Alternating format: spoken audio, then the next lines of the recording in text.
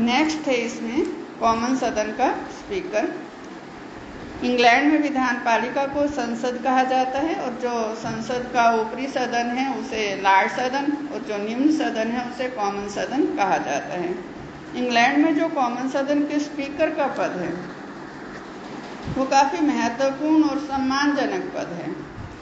England में ये माना जाता है कि सम्राट के बाद यदि कोई सम्मानजनक पद है तो वो है कॉमन सदन के स्पीकर का पद। 14th सेंचुरी में ये जो कॉमन सदन के स्पीकर का पद है अस्तित्व में आया। 14th सेंचुरी में जो लार्ड सदन है, शासन संबंधी जो महत्वपूर्ण शक्तियाँ थीं वो सारी इसी में केंद्रित थी और कॉमन सदन का काम केवल इतना सा ही था कि वो जनता की समस्याओं से संबंधित समय समय पर सम्राट को प्रार्थना पत्र भेजने वाली एक संस्था मात्र थी। और ऐसे में जो कॉमन सदन के सदस्य थे वो निजी रूप में सम्राट के पास नहीं जा सकते थे और ना ही जो सम्राट है वो अपने संदेशों को निजी रूप में कॉमन सदन में पहुंचा सकता था। इस कठिनाई को दूर करने के लिए 1377 में सम्राट ने सर थॉमस हंगरफोर्ड को अपना एक प्रवक्ता नियुक्त किया जो कॉमन सदन में सम्राट की तरफ से बोलता था और जो सदन के विचार थे उनको सम्राट तक पहुंचाता था। माने दोनों के बीच में कड़ी के रूप में वो स्थापित हो गया और जो थॉमस हंगरफोर्ड है इसी को ही कॉमन सदन का प्रथम स्पीकर माना गया है। नेक्स्ट है इसमें कॉमन सदन के स्पीकर का चुनाव। कॉमन सदन के जब चुनाव होते हैं, नए कॉमन सदन का गठन होता है, कॉमन सदन के सदस्य जनता द्वारा प्रत्यक्ष रूप से मतदान के माध्यम से चुने जाते हैं, तो कॉमन सदन के सदस्य उसके बाद अपने में से किसी सदस्य का स्पीकर के पद के लिए चुनाव करते हैं और जिसे जो सम्राट है वो एक औपचारिक रूप से अपनी स्वीकृति देता है। जून 2009 में स्पीकर के चुनाव के लिए नई विधि लागू की गई कि जिस उम्मीदवार का नाम स्पीकर के लिए प्रस्तावित किया जाना है उसे कम से कम 12 सदस्य प्रस्तावित करें और इन 12 सदस्यों में से भी कम से कम 3 जो सदस्य हैं वो प्रस्तावित उम्मीदवार के राजनीतिक दल के अलावा किसी अन्य राजनीतिक दल के होने चाहिए।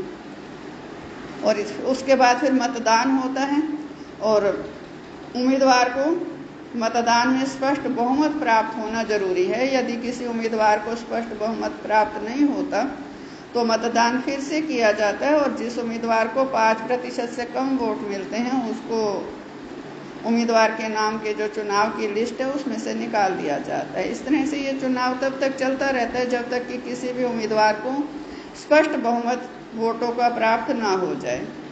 नेक्स्ट है इसमें स्पीकर के लिए योग्यताएं। कानूनी पक्ष से तो स्पीकर के पद के लिए जो प्रत्याशी है, जो उम्मीदवार है, उसके लिए केवल एक योग्यता होनी जरूरी है, वो ये है कि वो कॉमन सदन का सदस्य होना चाहिए। नेक्स्ट है इसमें स्पीकर की तनख्वाह तथा भत्ते। स्पीकर को उचित वेतन भी दिया जाता है, इसके अलावा उसको वार्षिक संसदीय भत्ता भी मिलता है, रहने के लिए उसको निवास स्थान मिलता है, कानून के अनुसार पेंशन भी दी जाती है और रिटायर होने के बाद स्पीकर को लार्ड सदन का सदस्य भी बनाया जाता है। इसके बाद है स्पीकर के कार्य। फर्स्ट इसमें आ जाता है कॉमन सदन की बैठकों की अध्यक्षता।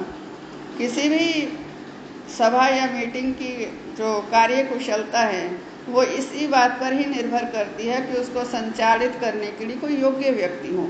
तो ऐसे में जो कॉमन सदन का अध्यक्ष है उसका यही कार्य होता है कि वो सदन की कार्यवाही को नियमानुसार और कुशलता पूर्वक चलाए। स्पीकर का कार्य है सदन की बैठकों की अध्यक्षता करना। कॉमन सदन की कार्यवाही को नियमानुसार चलाना स्पीकर की जिम्मेवारी है और इस उद्देश्य के लिए स्पीकर को काफ़ी महत्वपूर्ण शक्तियां भी दी गई हैं। सेकंड है सदन को स्थगित करना। यदि कॉमन सदन की किसी भी बैठक में कोरम पूरा ना हो, माने जो न्यूनतम सदस्य संख्या निर्धारित की गई है सदन की कार्यवाही को संचालित करने के लिए, वो न्यूनतम सदस्य यदि उपस्थित नहीं हैं तो स्पीकर सदन की कार्यवाही को स्थगित कर देता है, माने कार्यवाही को शुरू ही नहीं किया जाता। इसके अलावा यदि सदन की कार्यवाही के दौरान सदन में सदस्यों का शोर बढ़ जाए, अनुशासनहीनता बढ़ जाए, सदन की जो कार्यवाही है उसको नियमानुसार चलाना मुश्किल हो जाए, तो ऐसे में भी जो स्पीकर है वो सदन को थोड़े समय के लिए स्थगित कर देता है। और ये जो सदन को स्थगित करने की स्पीकर की शक्ति है, उसका जो निर्णय है, उसको किसी भी न्यायालय में चुनौती नहीं दी जा सकती।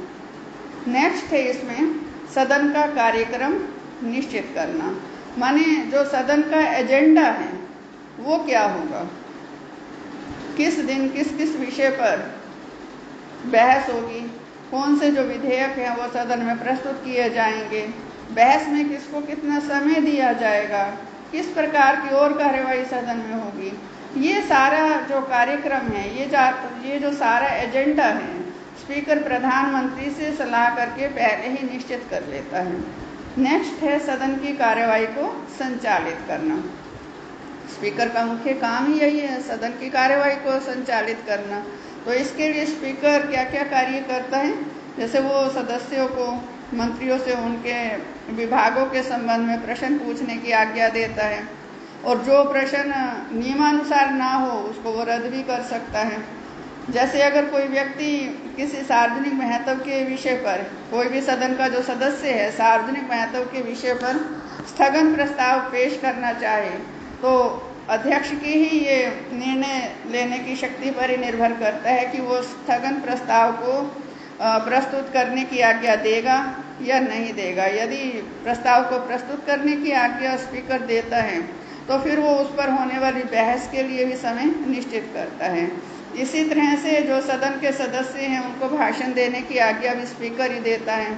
भाषण देने वाले सदस्यों का जो क्रम है वो भी स्पीकर ही निश्चित करता है। साथ ही साथ इसमें जो महत्वपूर्ण बात है वो ये है कि भाषण देते समय कोई भी जो सदन का सदस्य है जब अपना भाषण शुरू करता है तो वो स्पीकर को संबोधित करके शुरू करता है कि स्पीकर महोदय, मैं सदन का ध्यान इस ओर दिलाना चाहता हूँ।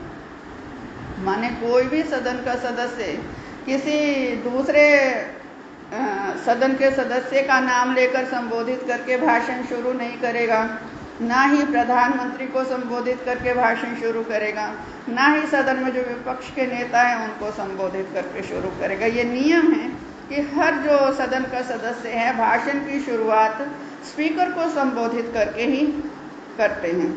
इसी तरह से जो बजट पर होने वाली बहस है उसका जो समय निश्चित किया जाता है वो भी स्पीकर के द्वारा ही किया जाता है, और व्यवस्था संबंधी कोई प्रश्न है उस पर भी फैसला लेने का जो अधिकार है वो स्पीकर का ही होता है, और वो फैसला अंतिम माना जाता है। उस फैसले को भी किसी कोर्ट में चुनौती नहीं दी जा सकती। नेक्स्ट है इसमें सदन के विधि नियमों की व्याख्या करना। सदन की जो कार्यवाही है वो शांतिपूर्ण तरीके से और व्यवस्थित तरीके से संचालित हो, इसके लिए कुछ नियम निश्चित किए गए हैं। ये जो नियम निश्चित किए गए हैं, कानूनी नियम, वो उसके अनुरूप ही जो स्पीकर है सदन की कार्रवाई को संचालित करता है। लेकिन यदि किसी विधि नियम से संबंधित कोई संशय हो, विपक्ष उसका अर्थ अलग बता रहा हो, सत्तारूढ़ दल उसका अर्थ अलग बता रहा हो, तो उस विधि नियम की जो व्याख्या करने की जिम्मेवारी है वो स्पीकर की है।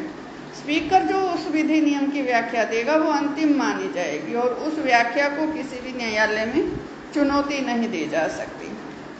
नेक्स्ट है इसमें सदन में अनुशासन कायम रखना। सदन में अनुशासन बनाए रखने का जो उत्तरदायित्व है वो भी स्पीकर का ही है। इसके लिए स्पीकर को काफ़ी शक्तियाँ भी दी गई हैं, और इसके लिए जो स्पीकर है उसके पास इतनी शक्ति है कि वो किसी भी व्यक्ति के, सदन के जो सदस्य हैं उनके विचार स्पीकर की दृष्टि में यदि असंसदीय हैं तो स्पीकर उन शब्दों को सदन के रिकॉर्ड में रखने से मना कर सकता है। यह आदेश स्पीकर दे सकता है कि ये संसदीय शब्द हैं, इनको रिकॉर्ड में ना रखा जाए। इसी तरह से किसी भी सदन के सदस्य को जो स्पीकर है उसके शब्द वापस लेने के लिए भी कह सकता है। यदि कोई सदस्य सदन के नियमों का उल्लंघन करने से ना रुके तो स्पीकर उस सदस्य को सदन से बाहर जाने का आदेश भी दे सकता है।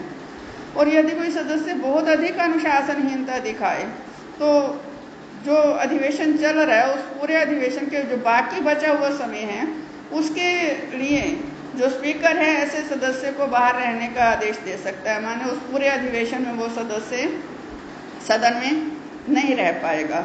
और यदि कोई सदस्य स्पीकर की आज्ञा का पालन ना करे, स्पीकर नाम लेकर भी उनको टोक सकता है, फिर भी वो ना माने तो स्पीकर के पास सार्जेंट्स होते हैं। वो जो सार्जेंट्स हैं वो उनके माध्यम से स्पीकर सदन के उन सदस्यों को सदन से बाहर निकलवा सकता है। इतनी ज़्यादा शक्तियां जो हैं वो स्पीकर के पास हैं। स्पीकर के पास अन्य भी कई तरह की शक्तियां हैं जिन पर हम चर्चा कल करेंगे। धन्यवाद।